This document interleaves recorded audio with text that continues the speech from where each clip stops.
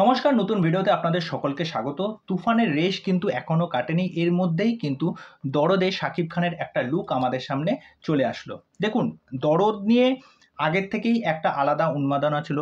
অনন্য মামুন বলেছিলেন এটা একটা আলাদা ধরনের গল্প হবে। তা তুফান যেই জায়গাটা সেট করে দিয়েছে, মানে শাকিব খানের কেরিয়ার এখন যাকে বলে তুঙ্গে, মানে বৃহস্পতি এবং শনি মানে তার কেরিয়ার ওপর এমনভাবে বসে আছে, মানে তার সব কাজই যেন চচ্চর করে এগোচ্ছে। কেরিয়ার গ্রাফ মানে একদম ওপরের দিকে ছুঁই ছুঁই। তা ফার্স্ট লুক যখন পোস্টার এসেছিল দরদের, সেইটা কিন্তু আমার পার্সোনালি ব্যাপক লেগেছিল। কেননা তার লুকটার মধ্যে যে রক্তাক্ত ব্যাপার, এই যে রনেস ব্যাপারটা আছে, বাংলা সিনেমার ক্ষেত্রে কিন্তু এই ব্যাপারটা খুব কম। আমাদের এখানে যেই ব্যাপারটা নিয়ে যদি কাজ হয়ে থাকে, সেটা আমার দেখা বিক্রম চ্যাটার্জির পারিয়া সিনেমাটা, যেটার মধ্যে একটা ব্যাপার ছিল, বিক্রম চ্যাটার্জি যে ভায়োলেন্ট ব্যাপারটা। এইবার দরদে যে টিজারটা যখন এসেছিল, এই দুলুমিয়া ক্যারেক্টারটা আমরা দেখেছিলাম। সেই ক্যারেক্টারটার মধ্যে কিন্তু অদ্ভুত রকমের একটা মানসিকতা, তার যে চারিত্রিক বৈশিষ্ট্যের কিন্তু অনেক বিষয়পত্র আমাদেরকে দেখানো হচ্ছে।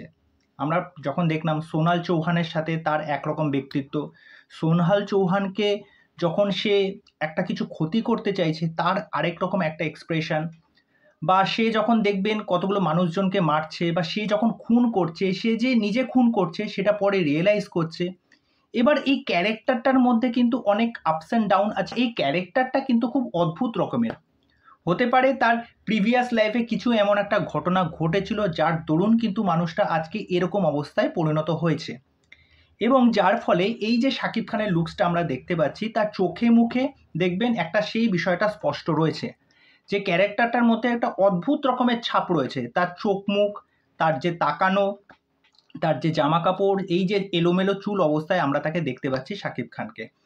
তা এই কি সেই শাকিব খান যাকে আমরা তুফানে একটা অন্য লুকে দেখেছি, আর আজকে দেখুন এই দরদে একটা অন্য লুকে দেখতে পাচ্ছি।